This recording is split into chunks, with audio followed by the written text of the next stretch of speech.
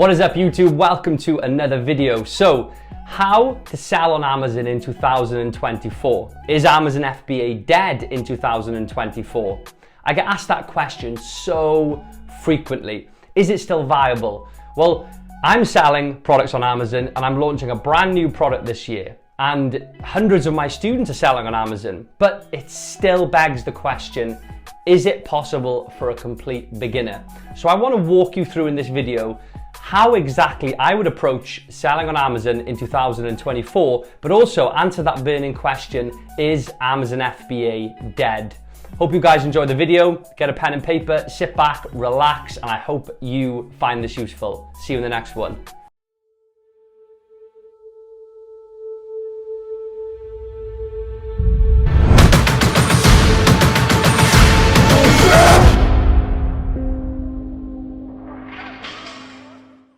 So the main things we're going to be covering in this video are product research, how to find a reliable supplier for that product, how to design the product and set up your business, creating your Seller Central account and registering your brand, then moving on to how to actually list your first product on Amazon. We'll be looking at shipping and how to get your product into Amazon FBA warehouses, moving on to how you launch your product on Amazon, and finally looking at pay-per-click advertising and how to rank your product on page 1. So tons of things we'll be covering in this video, guys. It's going to be an in-depth guide, so it isn't going to be a short video. I want to make this as complete as I can to give you the full picture of what you need to do to sell on Amazon. And you may be asking, who am I? If you've not watched my videos before, I've been posting videos, Amazon FBA content on YouTube and Instagram. You can see my account there for the last 6 years. I've generated over £500,000 in sales on Amazon and 6 figures in profit.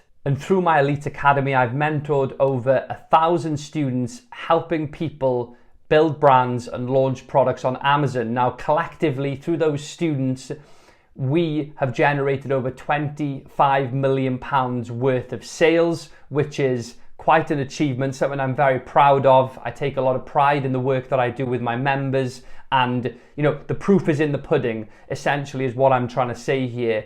And I want to show you that the work that I'm doing and what I'm delivering today is something that my students are replicating and implementing themselves, and it's working. I want you guys to have complete confidence before we start this training, looking at students' real life success stories from people.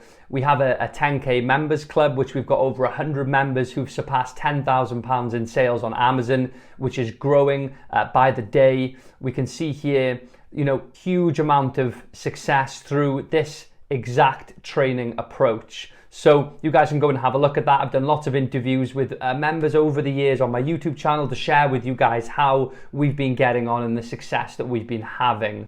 Now, there's going to be a pretty huge prize giveaway in this video. I'm going to be giving away a scholarship to my Elite Academy for free, strategy calls with myself for free, and also we'll be giving away 400 product ideas as well. Now, you can see below, if you pause the video, you can see points 1 to 4 here, what you need to do, but basically keep an eye out for the code throughout this video. Comment below. We're likely to hit 50 comments quite quickly, so you've got an awesome chance of winning a one-to-one strategy call, and hopefully we'll get up to 100 comments within the first month. Comment below and make sure that you're in for a chance to win that. Let me know in the comments, how have you found the video? Has it been useful? What's your reason for starting selling on Amazon? You can literally comment anything below to be entered into that prize draw, which will be held once we hit that comment number on my Instagram account. I'll be doing a live draw, so make sure you follow me on Instagram as well, guys. Now, you know that Amazon is a juggernaut. It is a giant in the industry with e-commerce, with 63% of customers starting their online shopping journey with Amazon. Now, think about that for a moment.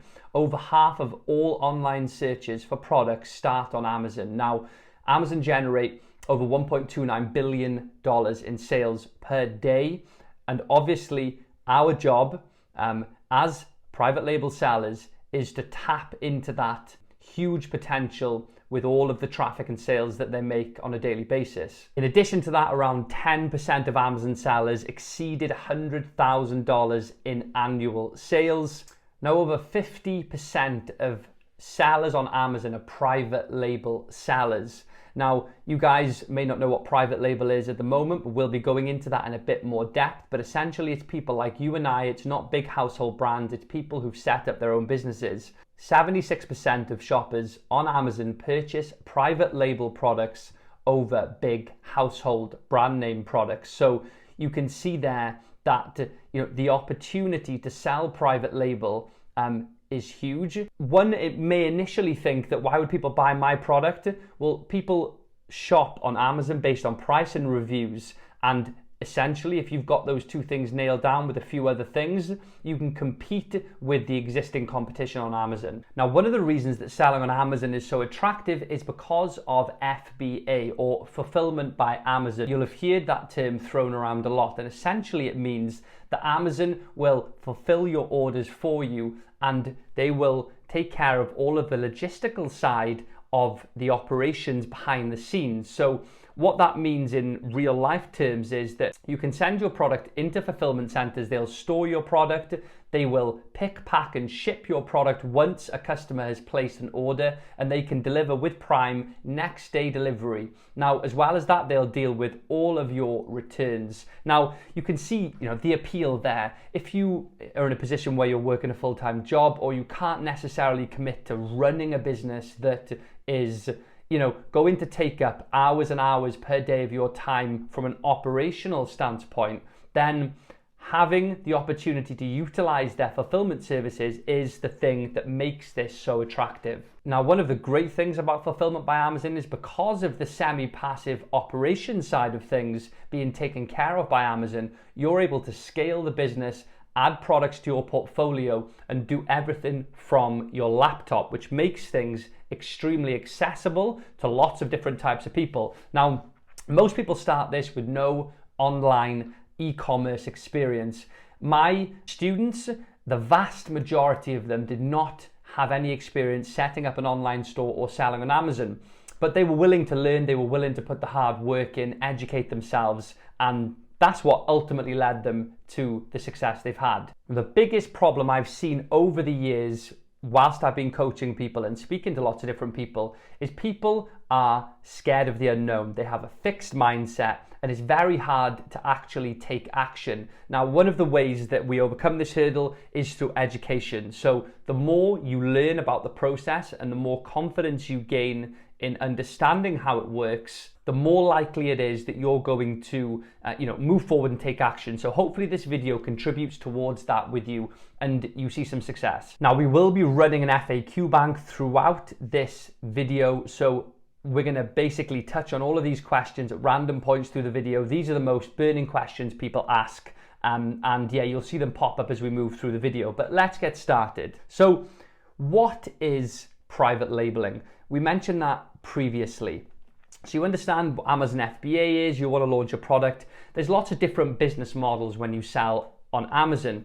You may have heard of retail arbitrage, online arbitrage, where you are selling other brands and you are listed on their listing with hundreds of other sellers. Now, that's not what we teach, and that is not the business model that I've seen the most success in, and from a student's perspective, have not seen the most success in either. Private labeling involves having a particular product that just comes, think of a blank canvas, right? Think of a Yankee candle without the sticker on. It's just a glass cylindrical candle with no branding.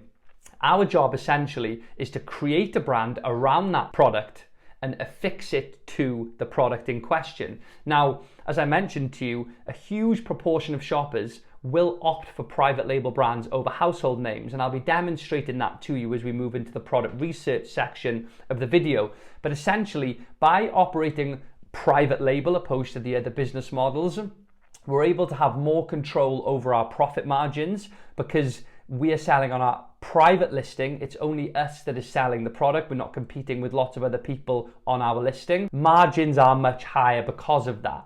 Now, in addition to margins, you're able to protect the product to a higher level with a trademark for your brand, which is something that I would suggest, something we'll talk about a bit later.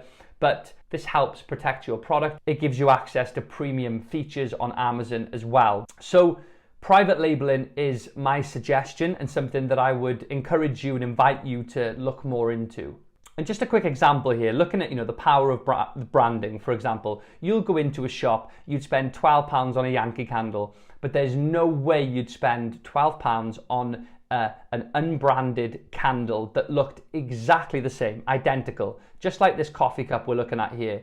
If you were, at a festival or if you were at a fair, you might spend £1.20 on a black coffee. If you go to a Starbucks restaurant, you are far more likely to spend a lot more money because of simply that branding being affixed to the product, even though it may be very, very similar.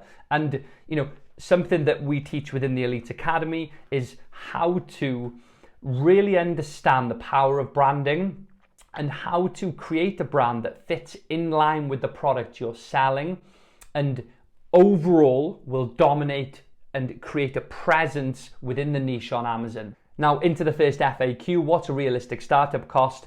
My suggestion on this, to be realistic, anywhere between $2,000 to $3,500. If you hear people telling you, you can start with £1,000, I would take that with a pinch of salt. Although I have had members do that, it's not something that I like to roll out there. I don't think it's realistic.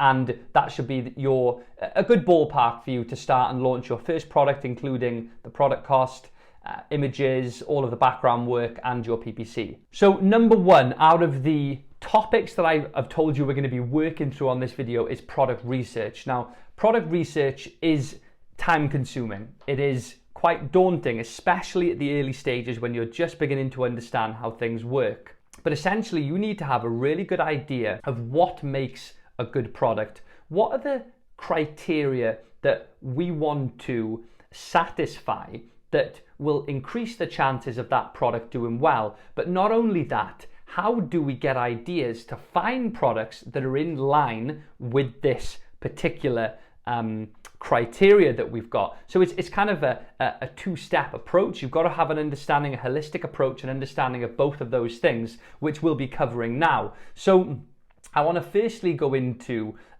some methods that we use to help you get ideas to find products to sell on Amazon. Now, one method is actually using Alibaba. Now, this is semi-unconventional method, and Alibaba is the platform that you'd usually go to source your products, to find manufacturers. You can basically find any type of product that is sold on Amazon, you will find on Alibaba. But we can sort of reverse engineer the process here and use Alibaba for a different purpose, and that's to find products. Now, think about Alibaba. They are a company that is looking to supply people all around the world with products that sell well. So what do you think they're going to be presenting on their website for people who are going to have a look for products? They want the best products that are in trend, that are hot selling at the moment, and that they have got a lot of demand for because of the demand for the product for the seller. So, let's type in, we can see here straight away,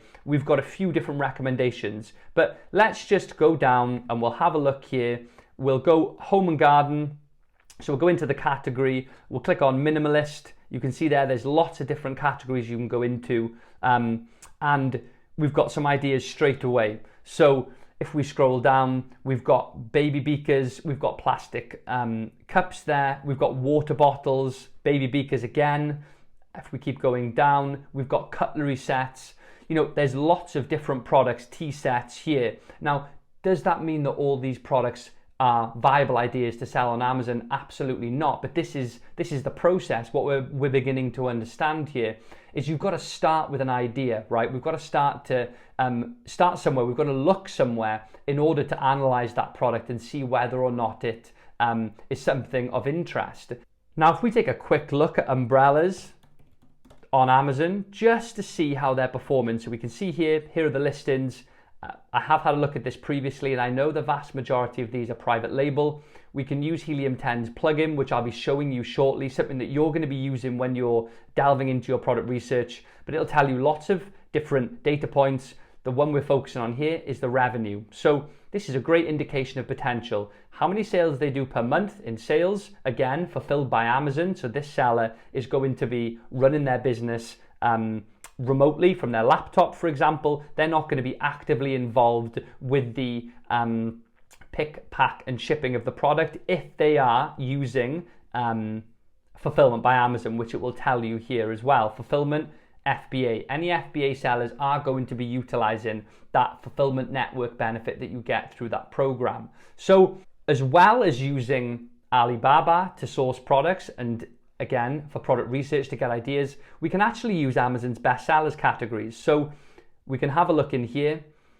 You will notice it's Halloween at the moment, hence why you'll see products like this that are right at the front. Now, alarm bells should be going when you see that, because this looks like a very seasonal product, and that's something that you've got to bear in mind when you are doing your product research, that just because they're best sellers doesn't necessarily mean that they're great products to sell.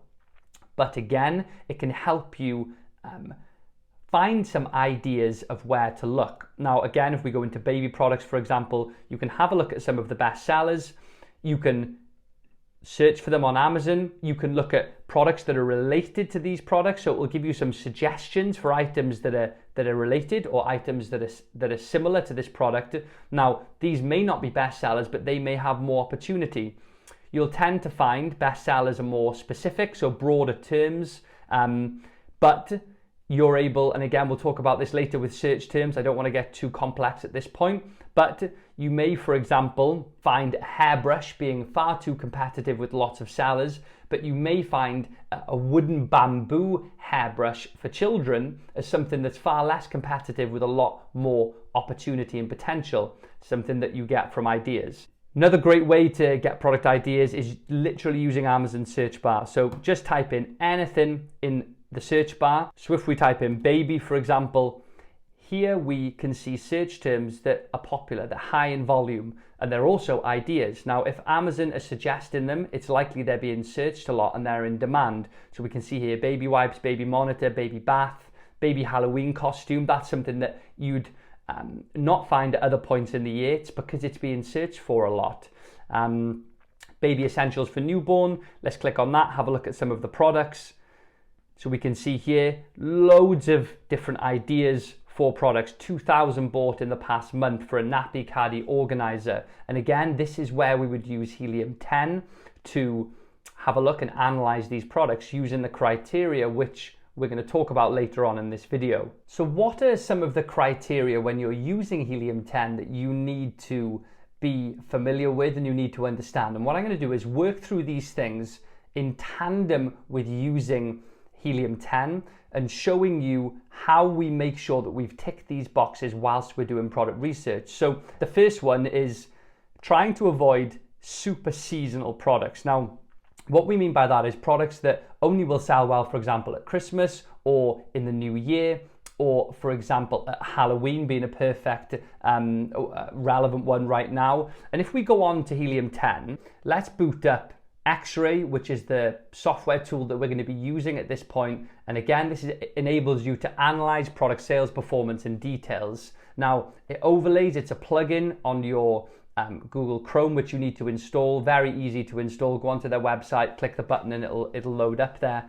But we can see here a product that will be seasonal. So let's have a look at Halloween pumpkin string lights. Now, if we look at the sales graph here, it's going to show us for a 1-year period, when are the spikes in sales? When is this product selling well and when is it not selling well? So we can see here, this product between February and August, September is selling very few items per day. Not a surprise considering they are Halloween pumpkin string lights. As soon as we reach September and October, all of a sudden we're doing 23 sales a day up from 1. So a clear example here of a seasonal product. Now, not to say seasonal products are an absolute no-go area, but essentially we want to see evergreen products. We want to see products that are selling all year round. You don't want to make a mistake and launch a product and then after the fact realize that it's only selling well for a few months of the year. This can be the same with, sports gear, for example. It's not always something as obvious as Halloween string lights. It might be a mud guard for a bike that really only sells well in winter, not so well in the summer. Things like that aren't as easy to spot. So it's worth noting that down when you're doing your research, making sure that ideally we see this spike relatively stable. Now next we need to be able to establish whether or not a product is profitable. Now, although this takes some pretty detailed calculations, if you're really getting deeper into committing to a product, it's not something that you'll just do by flicking over it in a few seconds. But when we're doing our product research, you can have a look at products and have an idea of whether or not they're profitable by understanding a little bit more about the fees. So let's have a look at the candle example. So let's go and have a look at a candle, and we're going to look for a private label product. So here, this is sleep candles, just standard candles. And we're going to have a look at the price. Firstly, we're looking at about a £9 selling price for this product. Now, what we're able to do is firstly understand something about the fees. So when you sell on Amazon, Amazon will take a percentage cut of your product sale. Now, the two main fees are your referral fee and also the FBA fees. Now, these will differ depending on the product that you sell, but generally speaking, rule of thumb, it's about 15% for both. So a 30% cut of the total sale price for the product. Now, if we look at this example, it's selling for £9. So if we copy the ASIN, which if we scroll down, we'll be able to see the ASIN here. So you guys can do this when you're doing your product research. We're going to go into Amazon's FBA calculator, continuous guest.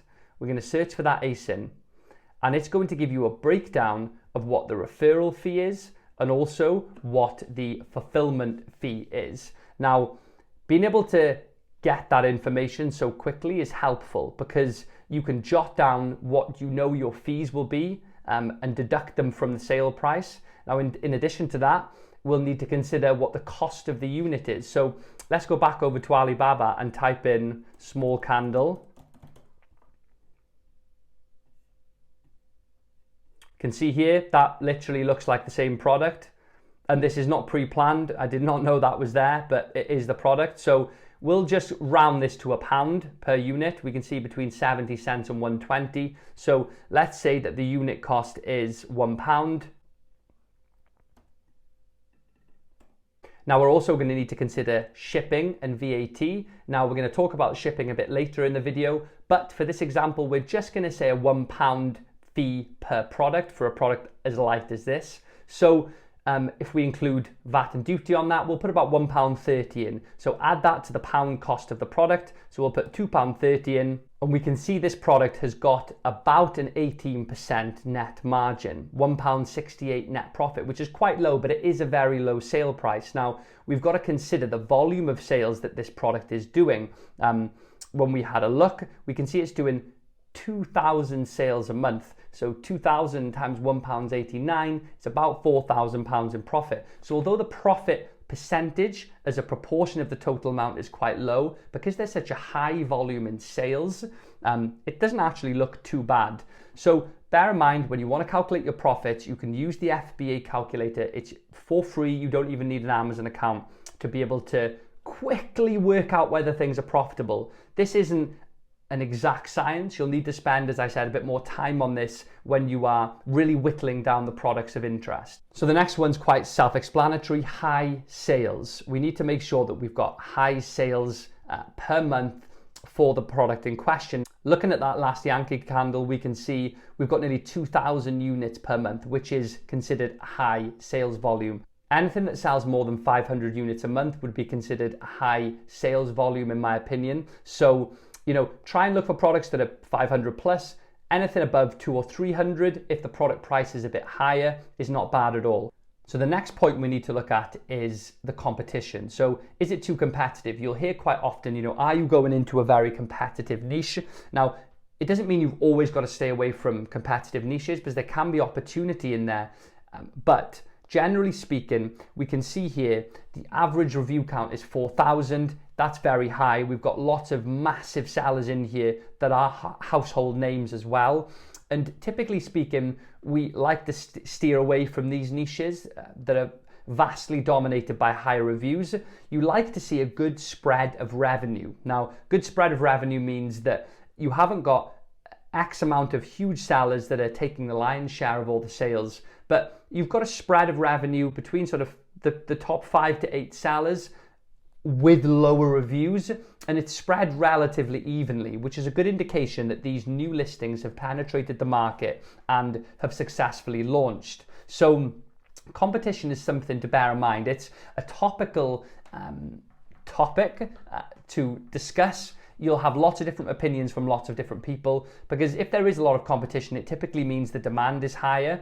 But my professional opinion on that point, and from what we've seen, is we want to get into niches that haven't got such dominating listings and high competition. Now, the next point to touch on is the product being light in weight. Now, that is something that when you are calculating your fees, particularly your FBA fee, using the FBA calculator, having a lighter product and a smaller product is going to benefit you, because it's going to reduce the FBA fee per product. So, as you can imagine, if you've got an enormous heavy product taking up lots of room, it'll cost more and they've got to ship that product. Whereas if you've got a smaller product that doesn't take up as much cubic volume, then you'll be able to save some money per unit and improve your profit margin. Now, the next one is a big one, which is differentiation. How to improve on products that you're currently looking at within the niche. Let's say you've got stuck into your research using those methods. You found a product that you like. It's got high sales, competition is medium to low. The profit margin is decent from the research that you've done. It's a product that you think you could create some solid branding around. Now you need to think about, how can we add value to this product? Put yourself in the customer's shoes. What are they looking for? What at present is missing in the marketplace that you can bring to market? You can improve on what's already there to help your product become the obvious choice when the customer's making their purchase decision. We talk so much about unique selling points and differentiation within the training. It's so important, and it's easier than you think to make improvements to a product. You can differentiate by bundling items together. So, for example, you may have a candle that comes with some sort of incense or an incense holder, or a holder for the actual candle itself. Lots of different ways to differentiate, but the product is the bread and butter. Looking at what is wrong with what's on the market, and one way of doing that is looking at reviews. So if we have a look, we're going to stick with the candle example. We have a look at these reviews here. One very effective way to make adjustments is to have a look at what people are saying. So if we have a look, the candles don't smell unless your nose is close enough to the point you feel your nostril hairs begin to burn. One candle has been lit for 2 hours and the wick is almost burnt out. So two things immediately there. The actual scent of the candle isn't strong enough, it's not powerful enough, and that it doesn't burn for long enough. Now, does that mean to say this person isn't just a bit of an idiot and maybe they've had a product that has failed at some point during the manufacturing process and isn't as good as all the others? Because generally this listing has got lots of good reviews. But potentially you'll begin to spot a theme where you may see lots of reviews one after the other that show the same issue.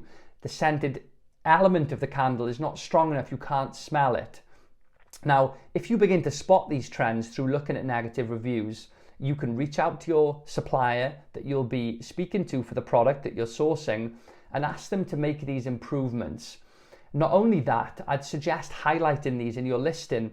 People are going to be reading these reviews. 90% of people read Amazon reviews before their purchase. Now, what does that mean? It means that if people have looked at a few products, they can see where the pitfalls are, which means they're going to be looking for a product that doesn't have those pitfalls. Now, if you've highlighted that in your product listing, for example, through the images, you could have an infographic that says 4 times longer burning time and 3 times more powerful scent. That's going to immediately draw that customer in and make you stand out from the competition. So it's so important. Branding being another huge one. You'll see a lot of sellers on Amazon, just Chinese sellers that have thrown up a listing with poor images, poor branding, and something you can focus on is bringing something that's relatable, something that is really in line with the values of your company, with the product itself, that is applicable, that's relevant, that suits the product, and have a really strong brand message. What's your company ethos? Are you environmentally friendly? Do you like to use biodegradable packaging? What do you do to stand out? And incorporate that as your brand message throughout your listing. Now, another thing to consider that you've seen in the list that I've just spoke about there is trademarks. Now, this is more towards when we're talking about branding. When you're bringing a product to market, you don't want to launch a product that is already trademarked, because you'll get your product removed from Amazon, and it will also prevent you from actually trademarking it yourself, right? So it's quite important. Now, I'm not a trademark attorney, so I would always suggest seeking professional advice on this front, but you can visit the trademark.gov website. Now, when you're on this website, you can see here trademarks.ipo.gov.uk. You can search for a word. So if you've potentially got an idea for a product and you're coming up with a brand name, you'll want to use this website to do a quick search and see whether or not the product is trademarked, or the phrase or the word itself is trademarked, so you can avoid that. Now, you can trademark an actual piece of text, or you can trademark an image, or both. So you can search for both when you are looking. But if we type in Nike, for example, and we'll just simple search for Nike, we've obviously got a registered trademark for Nike. So that's an obvious one. But when you're looking at private label brands, when you're coming up with quirky ideas for brand names, you may think no one's got them, but I would highly suggest doing a search or getting some advice on that front to make sure that you've protected your brand by avoiding clashing with someone else. Now, it's not even just exact trademarks, it can be names that are similar. So do your research on this one and make sure that you've got that box ticked. So moving back to helium-10 very briefly, looking at some of those points there, they are the things, some of the criteria you need to consider. And again, if you combine that with the suggestions of how to find products using the methods that I mentioned, you're going to start to find very interesting products. And when a product presents itself and you see an opportunity to launch a product, the excitement is huge. I have students emailing me on a daily basis with product ideas. Some of them are good, some of them are bad. But when it's a good one, and you think, wow, this is all of the things that I want a product to be, and I found somewhere to source it, and I want Dill's opinion on it. The feeling of the prospect of bringing something to market is incredible. I've been there, I've done it, I know what it feels like. So combine those two things together and you'll put yourself in that position. But overall, X-ray is a good tool. Using it in line with that criteria will help, but it does break down lots of different things. You've got your sales graph looking at the consistency of sales over the year, your revenue, your bestseller ranking, which is just your ranking within the category, low being good. Whether it's fulfilled through FBA, what their star rating is, for example, the review count, lots of different things that you can utilize with helium-10. I have actually got a discount for helium-10 that you can use in the description below, so make sure you make a saving there if you do end up opting to use helium-10. Now, another tool that you can utilize with helium-10 is black box. So we'll use the analogy here. When you're using the previous tool we looked at, X-ray, it's more manual, you're going into the trenches, you're spending a lot of time looking at individual products.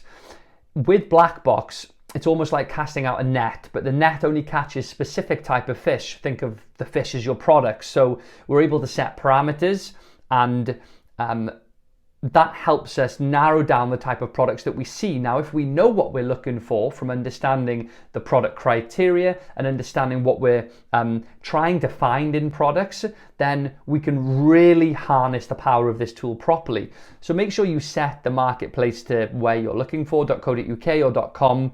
We'll have a look at this example for baby products, and we'll look at home and kitchen. So again, we can see here the understanding now of hopefully what you've been making notes on and beginning to process is that we can't just look for any old products. We really need to have an idea of what parameters we need to set here. So let's have a look and feed some of this in. So I want to see products with a maximum review count of 500. Remember, we spoke about reviews being important, more reviews, typically more competitive. Review rating, well, we want to see listings that have got some negative reviews so we can try to ascertain and establish what issues there are with the product so we can capitalize on that and make improvements. So let's put a maximum review rating of 4, meaning there's going to be more likely to be negative reviews. Price point, I like to usually set the maximum at about 60. People who purchase on Amazon are ready to purchase customers, meaning that they go there ready to buy. Now, typically that price range for ready to purchase is between 0 and 30. However, I'm not completely opposed to a £60 sales price, because as long as the sales volume is there, you have to check that, make sure that they are selling consistent units and the volume's there. There's no harm in upping that price here. Monthly revenue is all relative. You know, you may have a seller who's established many listings looking for much bigger revenue numbers, or someone who is on the other end of the spectrum. They're just starting, they're not as interested in a product that may require much more investment and has got a much higher monthly revenue. You may have to place a much larger order for that product.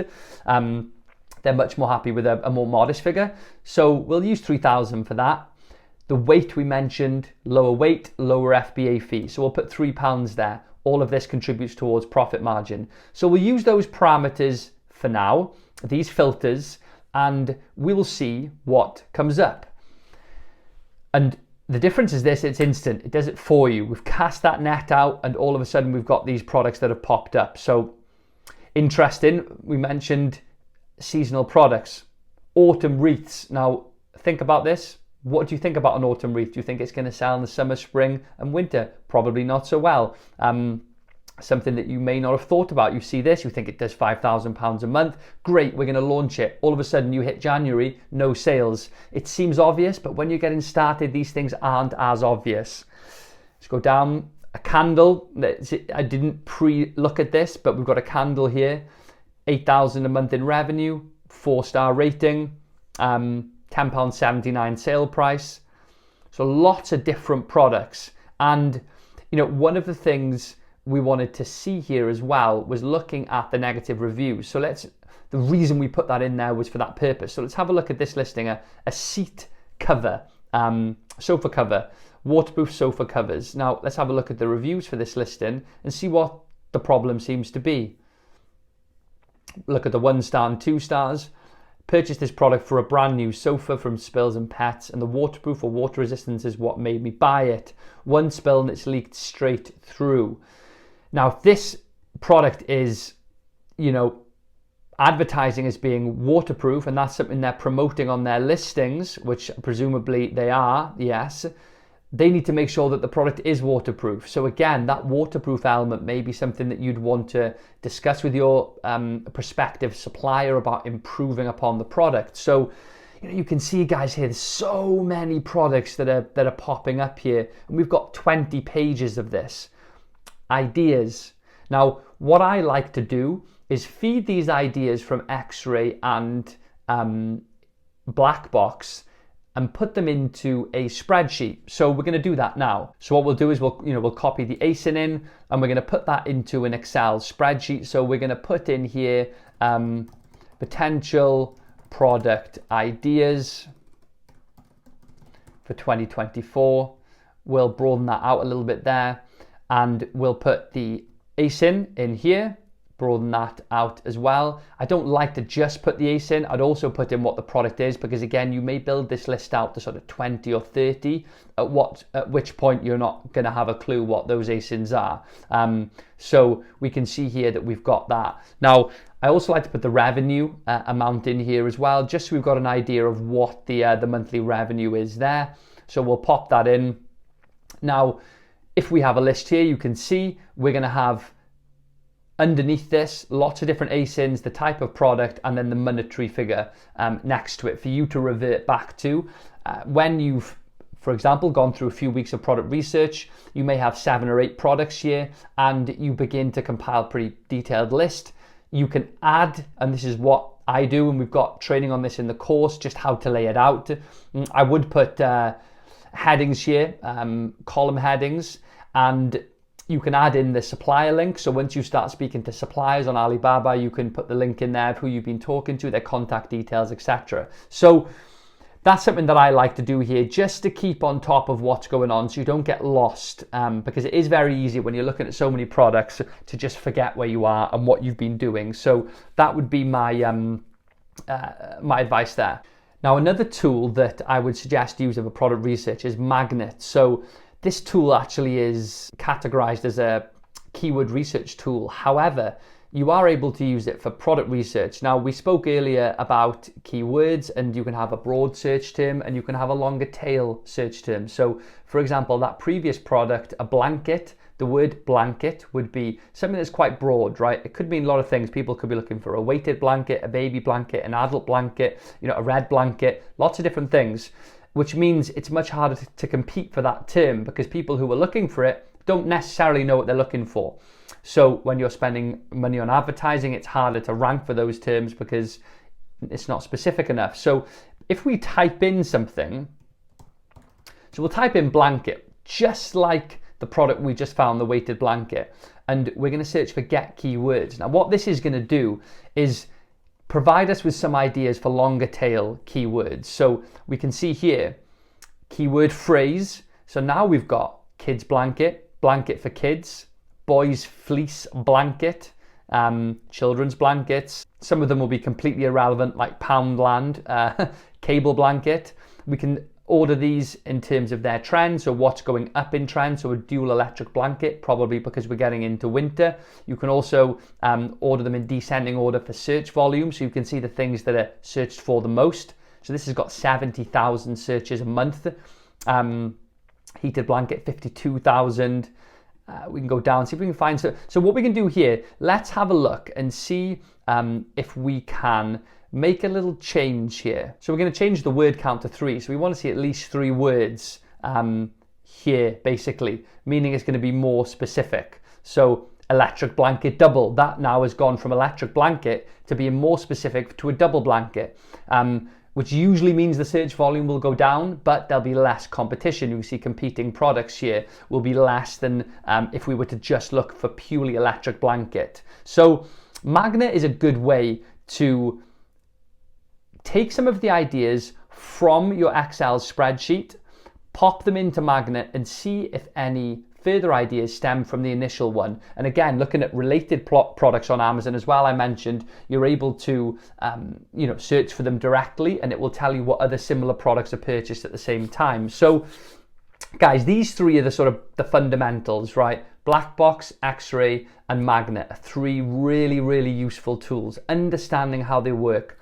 Remember to use those parameters, use that criteria, make sure you've made full detailed notes on that for when you go and get stuck into this research. So that's the section on product research. I don't want to spend too much time on product research because we could be here all day. I have got multiple modules of product research within the Elite Academy mentorship training course, but this is pretty detailed for you to be able to get stuck in and have a really good idea of what you're looking for. Now, the next thing you're going to need to do, you've done your product research, you've decided on a product, you're going to need to find a supplier for that product. Now, I mentioned to you, Alibaba is a great source for manufacturers. You can find almost anything there, and you'll find them at a fraction of the price of what you can source it for in the UK, for example. It doesn't necessarily have to come from Alibaba. There's AliExpress, there's China.com, there's lots of other places. And it doesn't necessarily need to come from China, but typically this is where the bulk of products are imported from, with over 2 million products on Alibaba. So we'll have a look, just for argument's sake, for an example, we'll have a look at a weighted blanket, and we'll see what suppliers we've got available here. And it's likely to be a lot, 30,000 products from a weighted blanket. Now, I would suggest doing a few things at this stage. Firstly, I'd go and tick the box of a verified supplier, which means it's been independently inspected by a third-party organization. It just gives you a little bit more reassurance that the supplier that you are sourcing from has got a bit more credibility. You see here, you can click on that if you want, and you can see with credentials, and they've been inspected by third-party companies. I would also select trade assurance. Now, trade assurance is essentially a form of protection for your payments. So if you were to purchase the products and they weren't shipped on time, or they weren't shipped at all, or they were of a substandard to what your sample was, you're protected fully using this platform. All good suppliers should be able to offer trade assurance. If they don't, I would find it a little bit suspect, and I would stay clear. Now, other things to look out for when you're looking for suppliers, ideally 4 years plus on the platform, so 4 years experience. You can see if you hover over that year mark, it tells you what their annual sales are, so you know if they're generating a large amount of orders through their customers, so people are buying the products a lot and probably repeat purchasing as well. It's a good way to check that, and again, if someone's been on the platform longer, they're likely going to, if they've got an established presence on the platform, they're going to be more reliable. So I would definitely do that. Reviews as well, there's no excuse for not looking at reviews. You will find on Alibaba that you can have listings that have got huge amount of annual revenue but don't necessarily have a huge amount of reviews, but at the same time it's something that you want to look at. Reviews are important, and I would check those out. If you go onto the listing as well, you're able to see what the company's called, so you can search that company on Google, have a look when they were established, for example. You can reach out to them, see if they've got a private website. Do they look legitimate? Does their website look legitimate? Do their products look legitimate? If you can't ascertain that just from the listing here, I would certainly, just to be safe, look the company up as well. Now, one thing you're going to see at this point with every supplier is a minimum order quantity. So you can essentially take from that is what is the least amount of units you can order. Now, if you're looking at a product like this, 10 to 49 pieces, $8.50, goes up when you're ordering between 50 and 500 to $7.90. So you can reach out to this supplier and ask them what's the minimum amount of units you can order. And this isn't the same as a sample, which we'll get onto, but you need to, with every product idea that you're looking to sell, order a sample, test the product out for yourself. Is it robust? Does it meet the claims that the company is outlining? So for example, a weighted blanket, is it the right weight? Is it the right size? Is it the right color? Sampling is important. Minimum order quantity doesn't refer to samples of one, which you can get from nearly every supplier. It's more referring to how many pieces can you order in your first order as a minimum. So you might think, I only want to order 10 pieces, but you won't be able to, because they'll specify a minimum of say 50 or 200, for example.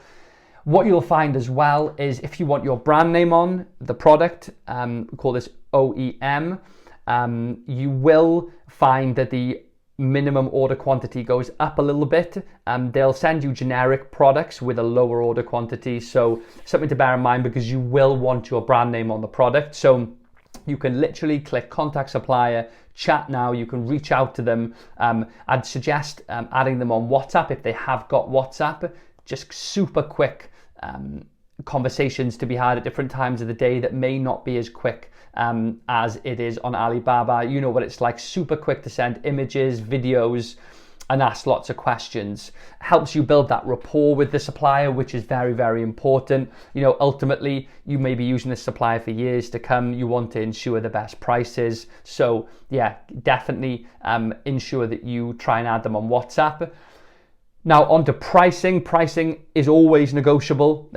The more you order, the more it will go down. But at the same time, it's always worth talking to them about the price. Even if they say here, this is the price between 50 and 499 pieces, I'd always suggest haggling, and without being rude, asking for a 10% deduction for your first order. And there's always room for negotiation with these things, especially if you're placing larger orders. Now, in terms of how many units should you order, I'd usually suggest at least 2 or 3 months worth of stock. So looking at how many units on average sell per month, especially for newer listings that have just launched with sort of under 100 reviews, how many are they selling? How many can you expect to sell?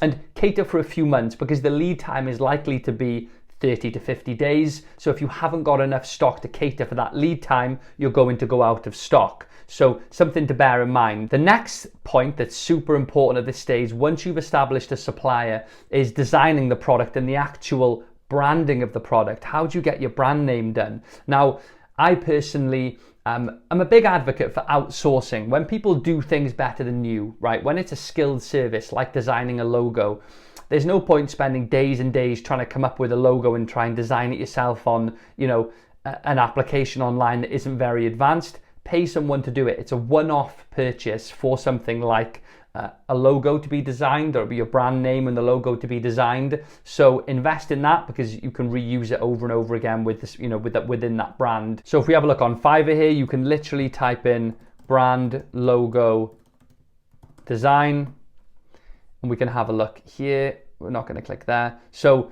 have a look at different sellers here. If you want pro services, they'll cost a bit more, but you can look at those. Typically for something like your design work for the product, I would not necessarily need to go for pro, but look at that. What an awesome front cover photo there. That would make me click on it. It could be something to do with mental health, for example.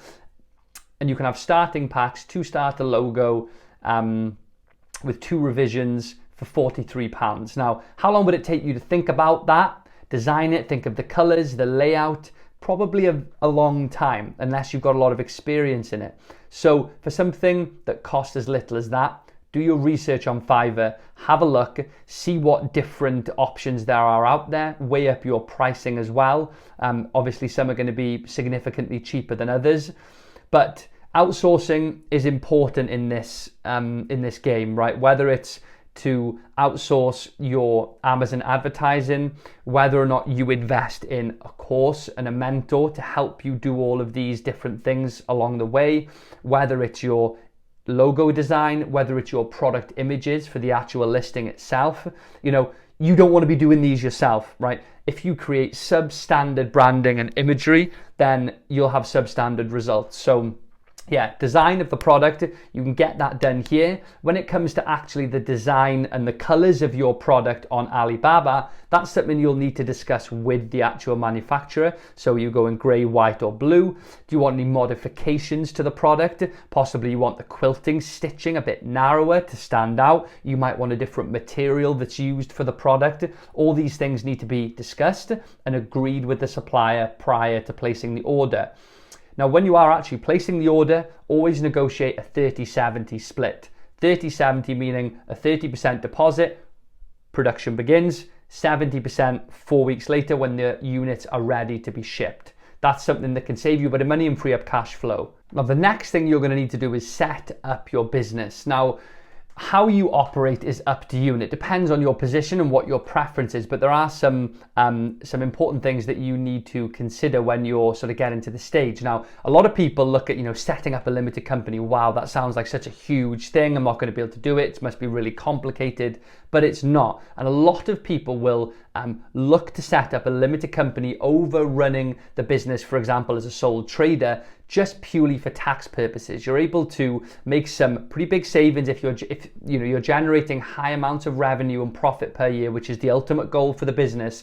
If you're running a limited company, you're able to make the most and capitalize on corporation tax, the percentage for corporation tax, opposed to having a much higher taxation if you were to take the whole amount as personal income as a sole trader. So it's something to think about. My suggestion would be to set up a limited company. Can be done in literally about 5 minutes. Rapid Formations is my suggestion. There's a link below for a discount with Rapid Formations. It's not very expensive, $12.99. They've got a dedicated helpline that you can ring up and have a chat with them about the process. But essentially, they'll do everything. It'll be fully approved within 3 to 6 hours. They give you your digital PDF copies of the company documents, a free business bank account, which is optional, a free domain name, which you may want to create for your products. For example, if you've got a brand name ready, the product ready, you may want to create your website at that stage. You have free telephone support for the life of your company. Lots of different benefits here, and it's really, really simple at this stage. Now, when you're setting up, if you choose to set up a limited company, all these details will be input it into Amazon when you create your account, which we're going to get into. But you want to think about what your company name will be. Now, when we come to brand name versus company name, what I like to suggest is you keep your company name generic, right? So I might put Future TRX Limited as the company name, completely pulled that out of nowhere. Future TRX Limited. Doesn't mean much. It could sell anything, basically.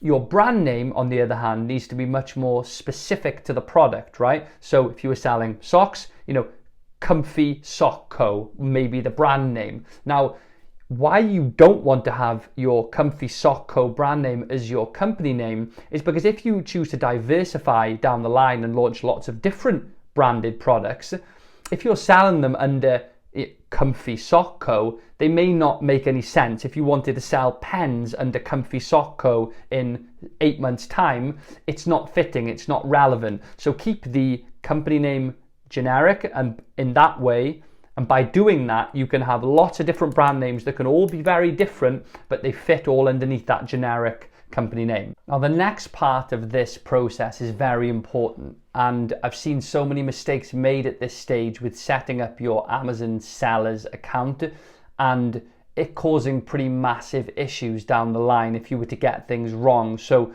really pay attention and make some notes with this part just to make sure that you don't miss anything. So when you set up your Amazon seller account, firstly, you'll need to consider whether or not you want to go onto a professional plan or an individual plan. Now, those are the two plans. My suggestion is to opt for the professional selling plan. It costs £25 a month, but if you intend on selling more than 35 units a month, it's more cost effective, because with the individual plan, you pay 75 pence per unit as a fee for every sale. So if you sold 100, you'd pay £75 per month. In addition to that, you can't use services such as advertising if you're on an individual plan, and you will need that to launch. So you can have a look at the professional plans and the individual plans yourself. Just by going on to amazon.co.uk, you can see here the individual versus the professional, and pretty much what I've just said is outlined underneath here. So you'll need to consider that, because you'll want to know that when you're setting up your Amazon account. But what to expect? So you're going to need to provide quite a bit of information about yourself, your identity, provide them with some documents along the way, and lots of details about your business. So broken down into 3 steps.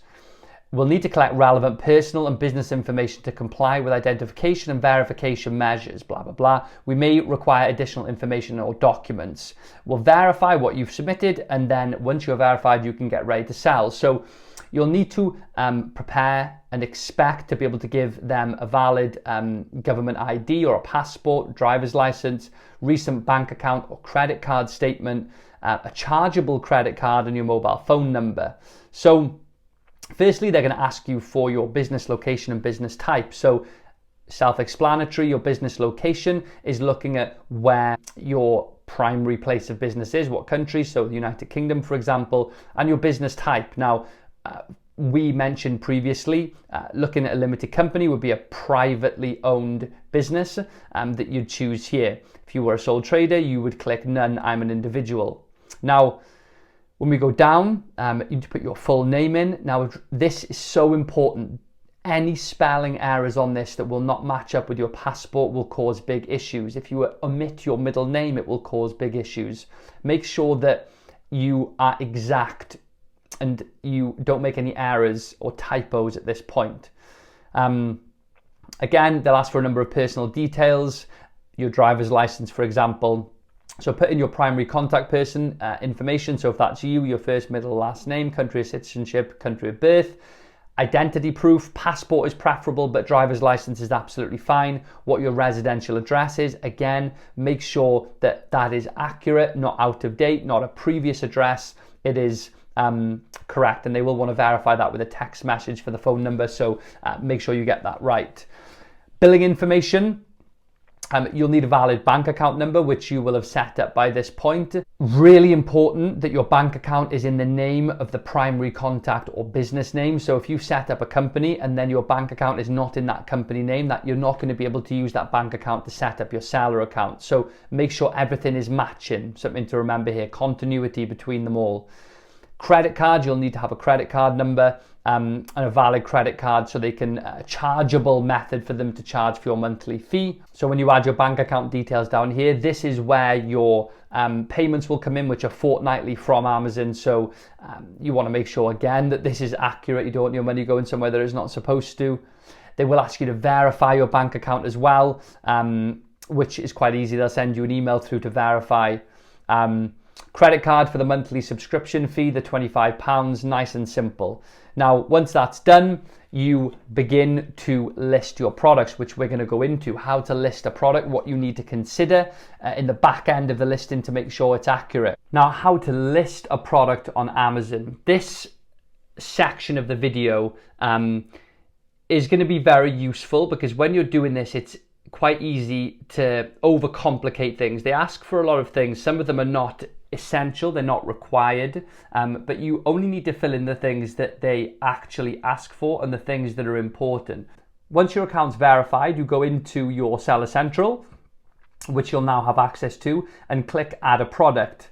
From here, if you're selling a new product that's not on Amazon, it's your own private label branded product, you click I'm adding a product not sold on Amazon.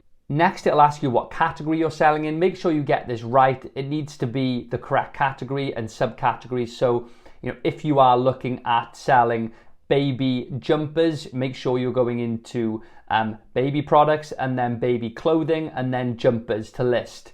Now, that'll be the category and subcategory.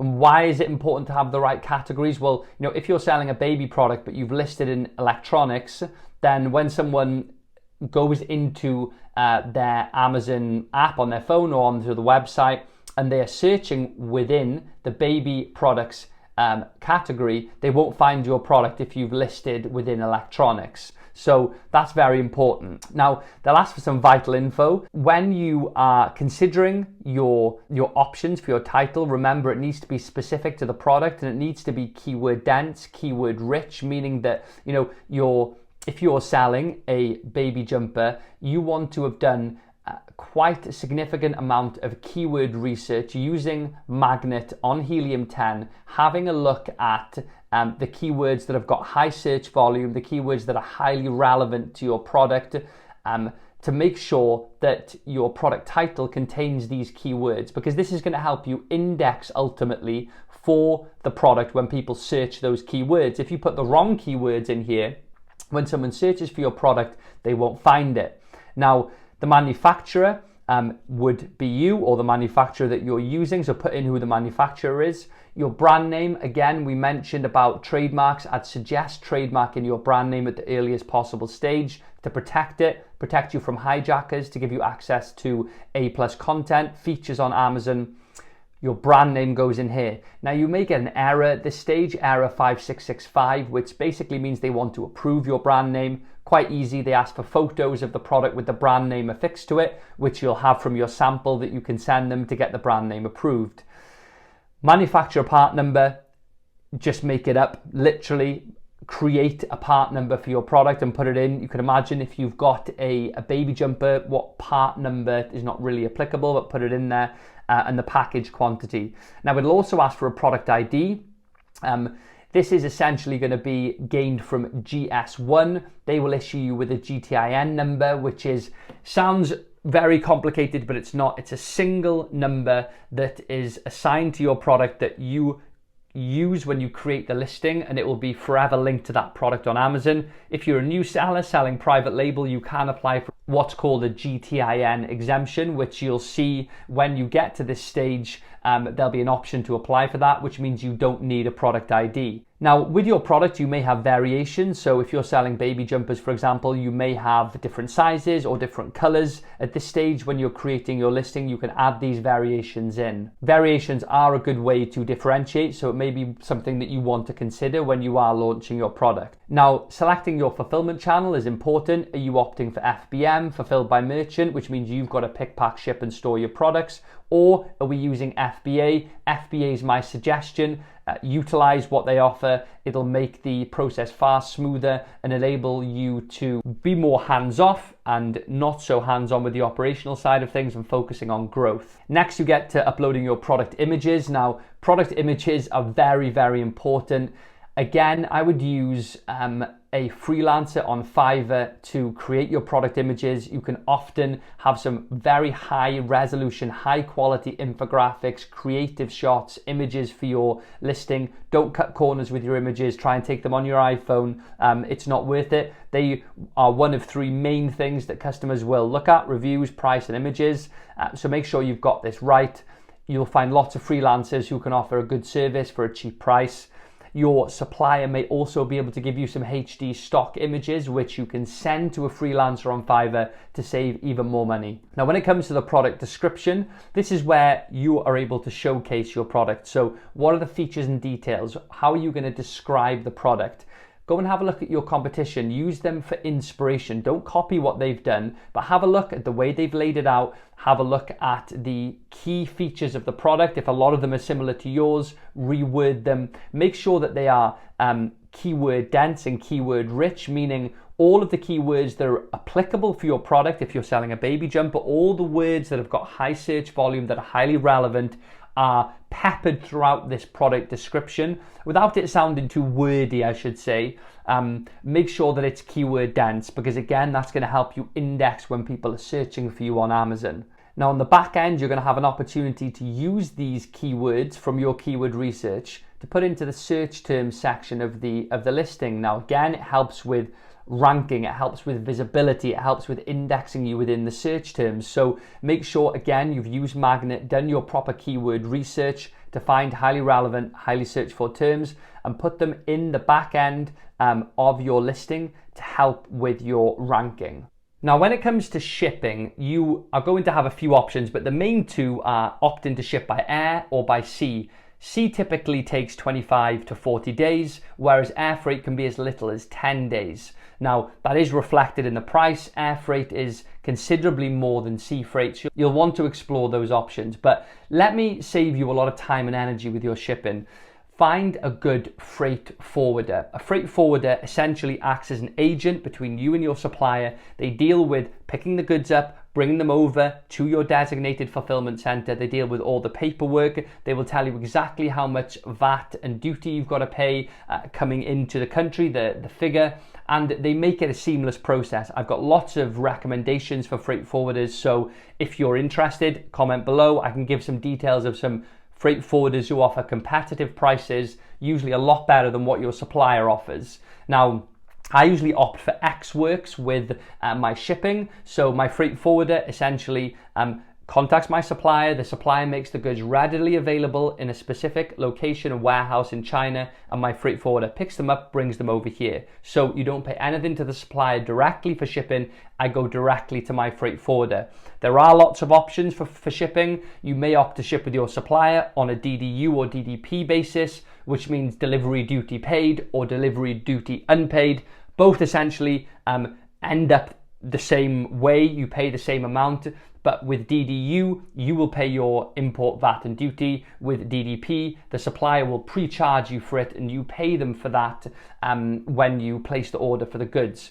But my tip would be use a freight forwarder. Don't overcomplicate the shipping process. Don't stress yourself out. There's absolutely no point. So when it comes to launching your product, essentially our goal is to have a successful launch, drive sales, gain traction, improve ranking, and get to the first page. Lots of words there, but we'll explain a little bit about it here. Now, that's done through lots of different things. So firstly, you need to make sure your listing is in a position to perform. So there's no point starting advertising if your listing hasn't got the groundwork, the foundations to make advertising successful and effective. So Firstly, you need to consider reviews. Your listing has to have reviews to launch properly. So I usually recommend between 10 and 20 reviews before you start your advertising campaign and advertise your product. Now, these reviews can be gained in different ways. Firstly, you can do a giveaway locally. You can ask friends to review the product. Stay well clear of family because it can cause issues with your account, people who are linked to you. But if you've got friends who want to test the product and leave a legitimate review of that product, a non-biased review, that's one way to build up your reviews. You can also utilize Amazon Vine. Essentially, you can enroll in that and pay as a seller, and Amazon will give your products away. You can get up to 30 reviews, and you'll get reviews from Vine customers who are given free products to review. So reviews are key. Make sure that you have not overlooked those. Quality product imagery. We talked about this. Make sure we don't go substandard. Keep HD, pristine images, infographics, creative shots of the product in action. Make sure that your listing does not fall below a top standard for imagery. Now, pricing, we tend to avoid what's called stampede pricing, which is just pricing the same as everyone else. You want your pricing to be competitive. I personally prefer launching at a slightly reduced price from your intended sale price, just to help drive sales velocity for the first few weeks. Again, a well-written and descriptive listing with keywords. We talked about this. Make sure you've done your keyword research and it's very and you've got keyword dense description, product features and details, and keywords in the back end. Differentiation is also important. We've talked about that, making sure you've added value. Now, step 2 is your Amazon advertising. Now, you may choose to outsource this. You may choose to hire a freelancer, or you may educate yourself and run your own campaigns. But PPC is, in my opinion, a vital part of your launch strategy. It's something that should be implemented from the moment you hit that 10 to 15 to 20 review mark. Typically, people will spend with one product as a new starter £10 to £15 a day for the first 2 weeks to 1 month. They may then look to slightly decrease it or increase it depending on performance. Optimizing your Amazon PPC is something, it's a skill, it's something that you, with experience, gets a lot easier. Again, at the stage that you're at when you're getting started, you may want to hire a freelancer. Your mentor may offer PPC services to help you optimize your keywords. But essentially, when you're running your advertising, there's going to be keywords that are effective, that are working well, that are converting to sales. Now, those keywords you're going to want to spend more money on and try to harness the power of the converting keywords and get rid of any wastage with keywords that are not performing too well. Facebook ads and giveaways, something slightly more advanced, but you can drive traffic to your listings through Facebook ads. If you're confident doing that yourself, by all means, set them up. Amazon does favor traffic from external sources. It helps you rank very well. Step 3 is scaling, adding products, research, expanding to different platforms. You can create a Shopify, Wix store, using your knowledge from creating Facebook ads to drive traffic to your new website. But essentially, we're looking to repeat the process over and over again with multiple products to grow your brand, your presence on Amazon, and your overall revenue. There's a lot to the launch phase, and we've looked at it in a summary here, because I could do another 2-hour video on launching a product, but this gives you the fundamentals, what you need to think about, what you need to consider when it comes to launching your product. Now, the code is here, 6736278. Email me at info@amazonsupremacy.com with that code, and I'll send you your free 400 product ideas. But we've come to the end of the step-by-step guide to sell on Amazon 2024. So how can I help you achieve the FBA freedom lifestyle? Well, I created the Amazon FBA Elite Academy in 2018, and since then we've mentored over 1,000 members. As I mentioned, 25 million plus in sales. We've got over 100 people in our 10K club. What we do works. And a lot of these people, when they started, they didn't want to do it alone. They wanted to have that crutch. They wanted to have the one-to-one mentorship from the Elite Academy, from me directly. And they wanted to have a centralized step-by-step course with centralized information that they can log into and they can access and work through things bit by bit by bit. Now, I can see the appeal there. Do you need to have a course? You absolutely don't. And that's coming from the bottom of my heart. If you want to work all of this out and watch lots of YouTube videos and read lots, you can do it on your own. There's no doubt about that. But if you do want to maximize the chance of success and you want to have that support, I'd encourage you to consider a mentor that has had an Amazon business themselves. Either they've sold it or they have made money from it or they're currently selling on Amazon, and you can utilize their knowledge and make the chance of you succeeding much greater than if you were doing it on your own. So we'll have a look at my website, what's on offer at the moment. We're currently opening up 5 spaces per month. You need to join the waiting list.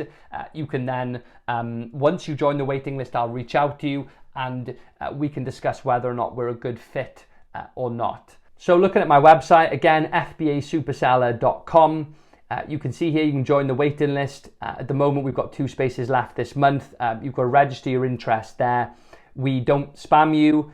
We don't share your details with third parties. It's completely secure.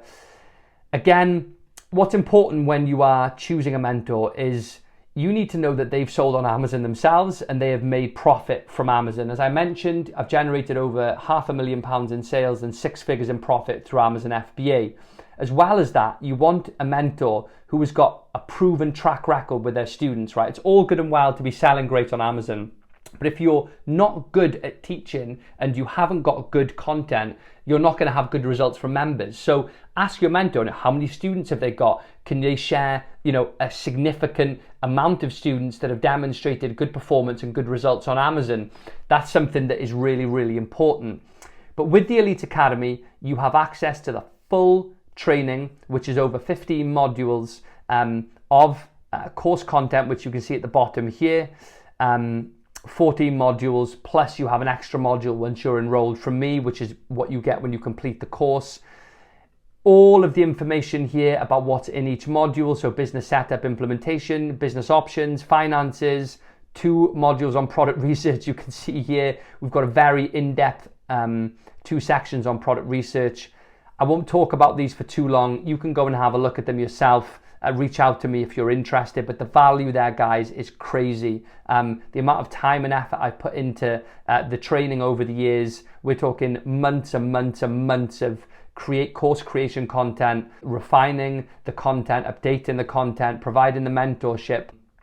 Honestly, the list is never ending. But full access to the Elite Academy training course, personal mentorship from me Monday to Friday through our email support, access to our private members community, over 1,000 members you can talk to, converse with.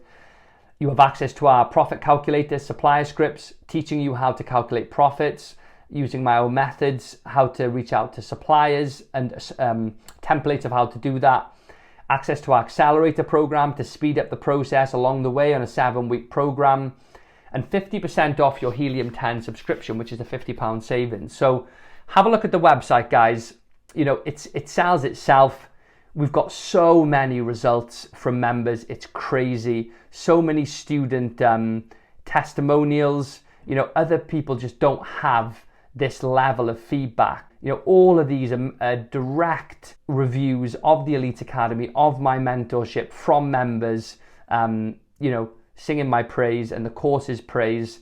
We have 100K clubs. Neelan, as I mentioned, sold his business for a lot recently, joined me 5 years ago, built the business up, exited, 100K club members. The list is never ending. So have a look, guys, at the website, see what you think. And I hope you found the video useful. It's taken a lot of time to put this together. Please comment below. And I'll see you guys in the next one.